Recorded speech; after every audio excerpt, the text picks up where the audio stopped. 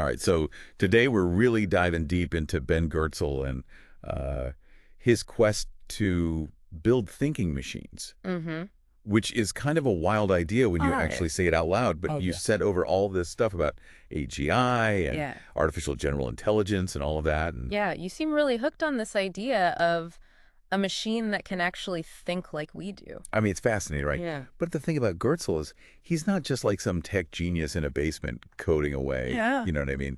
His background is all over the place. Yeah. There's math in there and computer science and philosophy even. Like, how do you even get into all of that? And it makes you wonder, like, does that actually contribute to his unique approach to this whole thing?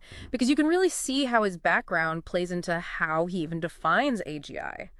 Okay. Because it's not just your typical AI we're talking about here. Yeah, so forget like Siri recommending you a new song. Right. This is like next level, right? Yeah. So like, how is it actually different? Okay, so imagine this.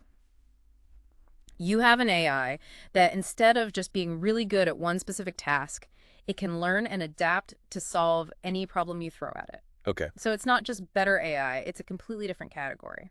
So what would that look like? Give me an example. Think about the difference between a calculator and a human mathematician. Okay. The calculator can crunch numbers really well, right? Right. But the mathematician can understand the problem, devise a solution strategy, even come up with brand new mathematical concepts. Okay. That's the kind of loop we're talking about here. That's what Goertzel is aiming for. Wow. And he said that kind of thinking is what we need for like the big problems, right? Like climate change, which is almost too big to even get your head around. Exactly. He argues that the kind of AI we have now, where it's just specialized, can only take us so far. We need something that can see the bigger picture and connect the dots and come up with solutions that are as complex as the problems themselves. Okay, so how do you even begin to build something like that? Yeah. That can think on that level? Right. I mean, where do you even start? Well, that's where OpenCog comes in. Okay. And it's not just programming a computer with all the right answers. It's like building a mind from scratch. Yeah, and a big part of that is this thing called atom space, right? And correct me if I'm wrong, but it's not just a massive database. It's weirder than that. Yeah, it's definitely different. It's like connecting information in a way that's more like how our brains actually work, right? It's about moving past simple storage and retrieval of information. Think of it this way. A traditional database is like a library. Okay. Books are meticulously categorized, but they all exist independently. Atom space, on the other hand, is more like a vast network of interconnected ideas. Okay. Each atom of information can be linked to countless others, and it creates this web of knowledge where relationships between concepts can emerge organically. So instead of just knowing A and B, it can be like, well, A actually causes B, or they both relate to this bigger idea, C, that we didn't even know about. You got it. It's like teaching a computer to think in concepts, not just data points. Yeah. Exactly. And here's the mind-blowing part. OpenCog with atom space at its core isn't just some theoretical idea locked away in a lab. Really? It's actually what's powering Sophia. Wait, Sophia? The humanoid robot from Hanson Robotics. No way. The one that, like, does interviews and stuff. It's not just pre-programmed responses. Yeah. It's a work in progress, of course. Sure. But that's the goal. Wow, that's wild. So he took this, like, really complex idea and actually put it into practice. And what's even more interesting is that he's not keeping it to himself. He made OpenCog open source. Really? So developers all over the world can actually contribute to its development. So it's like the Linux of AI. Exactly. Anyone can use it, contribute to it, build on it. Yeah. Which is a pretty radical approach if you think about it. Yeah, because most tech companies are like super protective over their AI stuff. It really speaks to Goertzel's goals, though. He's not just interested in building AGI, he wants to make sure it benefits everyone. It's like he almost has a moral obligation. Exactly. But before we jump into that, let's talk about a really crucial aspect of OpenCog. Its potential to learn. I mean, one of the big questions in AI, maybe even bigger than just getting a machine to like process information, is can we make it actually learn? Right, because even if we build this amazing artificial brain with atom space and all that, if it can't go beyond what we already know, then what's the point? We're just creating really smart parrots. Yeah. Right. Not like truly independent thinkers. Exactly. And that's where Goertzel's focus on what he calls probabilistic logic comes in. Okay. So OpenCog, it doesn't just store facts, it actually assigns probabilities to them based on the evidence that it encounters. Hold on. So instead of saying like the sky I as blue, it's more like based on what I've seen, the sky is probably blue. Yeah. And then if it sees enough sunsets, it's like, okay, sometimes the sky is also orange and pink. Exactly. It's way more nuanced than how traditional AI works, because traditional AI struggles with those exceptions to the rule. Right. And this ability to actually learn and adapt, that's crucial to how Goertzel views AGI as a force for good in the world. Okay, so we've got OpenCog, this like potentially world-changing technology, but then he doesn't stop there. No, he doesn't. He's got this whole other project, SingularityNET, Yeah. which seems like a completely different thing. It is different, but it's also deeply connected to his core beliefs about AI. Okay. So with OpenCog, he's trying to crack the code of AGI, right?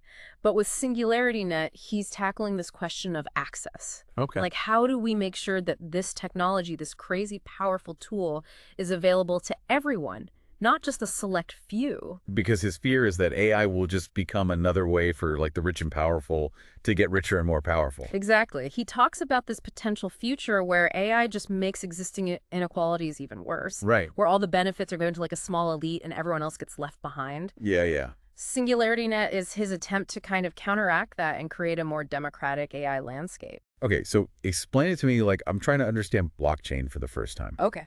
How does SingularityNET actually work? Okay, so imagine an app store. Okay. But instead of apps, you have AI algorithms, AI services. Okay. Anyone can develop these services and then offer them on this platform. Uh-huh. So let's say you need an AI to analyze your company's data. Okay. Boom, you find one on SingularityNET. Or let's say you have this amazing new algorithm for image recognition. Yeah. You upload it to SingularityNET and people can use it. So it's like a gig economy, but for AI. Exactly. And because it's decentralized, it runs on a blockchain. There's no one company that's controlling everything. Right. It's like the Wild West of AI. In a way. And to make this whole exchange of value work, SingularityNET has its own cryptocurrency, the AGI token. Right, the AGI token.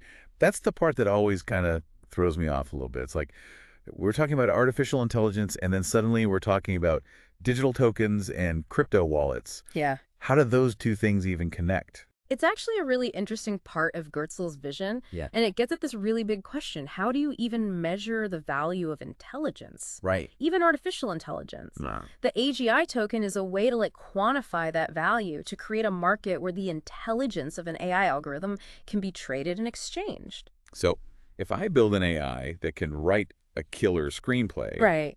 people can pay me in AGI tokens to use it. That's the idea. The more sophisticated your AI is, the more useful it is, the more valuable it becomes, and the more AGI tokens you can earn. Wow. It creates a system where creating beneficial AI is incentivized. But it's not just about the money. The AGI token also plays a role in actually governing the SingularityNET platform itself. Okay, now we're getting really meta. Right. It's like we've gone from building thinking machines to building an entire economy around them. Exactly. But it makes you think about the really big picture, right?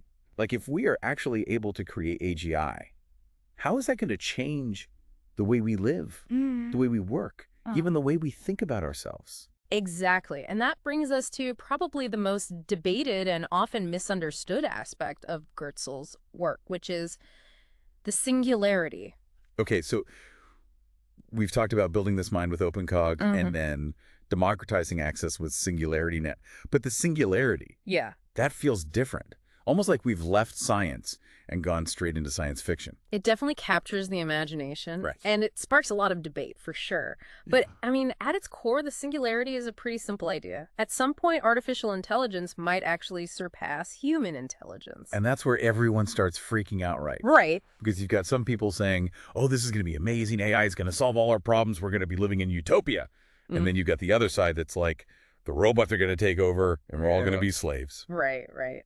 And it's interesting how often this debate frames AI as either our savior or our destroyer. Yeah, totally. But what I find really refreshing about Goertzel's view is this focus on symbiosis. He doesn't see the singularity as this ending point, but as the beginning of a new era where humans and machines collaborate. Collaboration. So not robots taking over the world, but more like humans and AI working together to, I don't know, compose symphonies or solve equations that are too complex to even imagine right now. Yeah, exactly. Goertzel talks about this concept of augmented intelligence, Okay. where AI doesn't replace human capabilities, but it actually enhances them.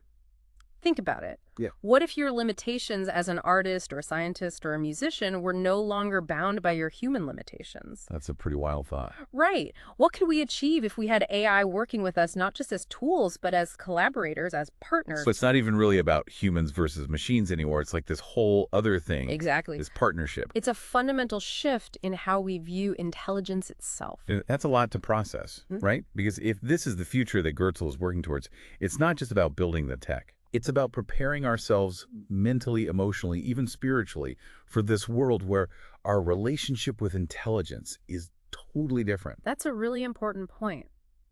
If Goertzel's right, and this future of human AI collaboration is actually coming, it requires us to really think about our own roles, our own values, our own aspirations in this new world. So it's not just about the code. Right. It's about the conversation we have around it, about how we as humans choose to interact with this technology that we're creating. Exactly. And that's what I think is so fascinating about exploring Goertzel's work, even if some of it seems like science fiction right now. Yeah, totally. It makes us confront these big questions. It's like a mirror in a way, right? Yeah. Reflecting these questions back at us. Yeah, and maybe, just maybe, it helps us prepare for a future where the line between human and artificial intelligence becomes less about division and more about, well, something totally new, something we can't even fully comprehend yet. Something we can't even imagine. Well, I can tell you, I'm definitely going to be thinking about this a lot more now. Yeah. So for everyone listening who's now as fascinated by Ben Goertzel and AGI as we are, here's something to chew on.